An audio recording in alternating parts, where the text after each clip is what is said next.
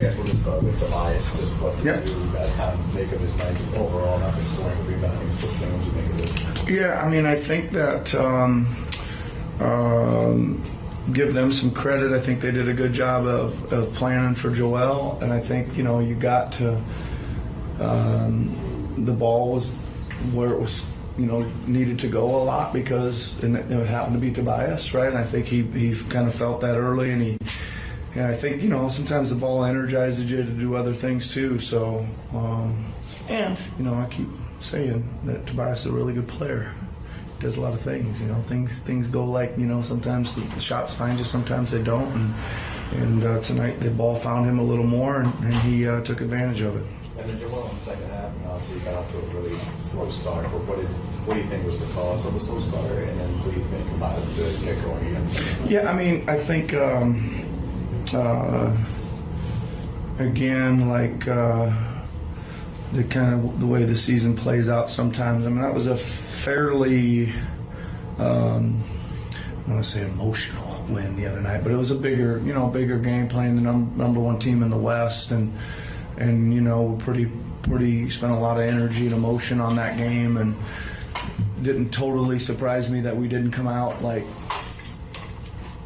energetic, right? And I think that was part of it, and just it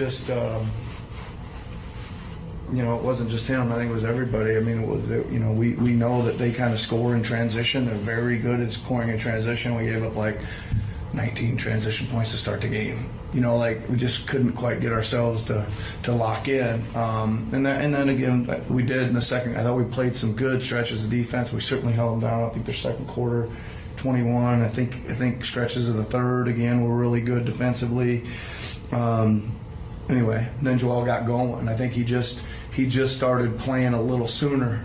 I thought that was another little thing, like he was following the flight of the pass a lot more and just kind of continuing on rather than looking at everything. He was just kind of going, and sometimes you got to trust that the passer's making that angle of the pass for you because that's what's open, right? So I thought he did some of that on some quick stuff, and then he started punching through. He started making some jumpers, and he hits a three on an OB play. So he just kind of finally got in his rhythm and got the shooting going. Did either Joel or the training staff communicate to you what was wrong with him when he went down, and I guess how much did you have to monitor that throughout the game? Yeah, he obviously was sore, a little turned ankle there, I think, and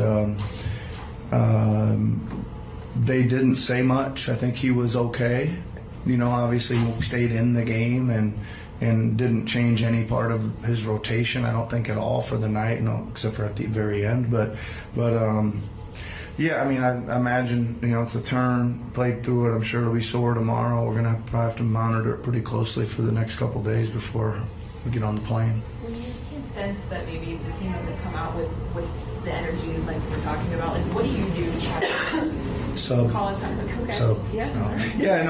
You got a couple things, like you gotta, when the game's not going in your rhythm, I think you certainly can sub to try to get some energy off the bench. You can call a timeout and fire them up, right? You can switch defenses a little bit. Those are usually the main things you're going to do to try to change the rhythm of any game like that. And I think those guys, I thought House especially came in and just played really hard. Right, they just played really. He was just running hard, he rebounding hard, just fighting hard. Thought Cubs started fighting. They weren't perfect, but at least they raised the level, I think, of our fight and our compete. Yeah. Do you get an appreciation or satisfaction when you have a tough start and then able to kind of rebound from that? Is that? Yeah, I mean, I think you always got to feel pretty good when you. I think we played very well. You know what I mean? And you're going to have nights when you don't. And if you can still figure out a way to win and kind of keep that thing at 10, 12, they may come back, we take it right back, just like that to 10 or 12, So I think that you always got to, they say a sign of a good team, you don't play well, still win, right? Like, I don't know if I believe all that, but I think you got to, there's some credence to that, yeah. With Tobias, you talked earlier in the season about how you didn't want there to be too many possessions where he doesn't touch the ball, he doesn't get involved. How hard is that balance when you have Joel kind of on this historic run, you have Maxey playing so well? Yeah. How do you kind of keep that balance? Yeah, I mean it's been a little bit harder probably in the last month or so. Again, I keep using the kind of same analogy, like it's 1st and 10 and we can run it up the middle for 8 or 12 yards. Like, gonna probably keep doing that, right? And that kind of that pick and roll, like it's just hard to guard. And then tonight they decided to get in there and take it away and really pull everybody over and all that stuff. So the ball had to go other places. So and that's good for us. Like, it's really good for us to see. Again, I keep talking about other schemes and other things to do, and what we can learn when we see them. So I think that's more of the issue than anything. Is we've just had so much success there, right in the middle of the floor with that 2-man game. You probably noticed tonight we moved it to the side in the second half again, and we put those guys out, and those guys started making some threes because again it was such a heavy loaded against the pick and roll that the right play is get it out and vault up and shoot it, and hope you make it. Yeah, that's good. Thanks, Coach. Thanks, everybody.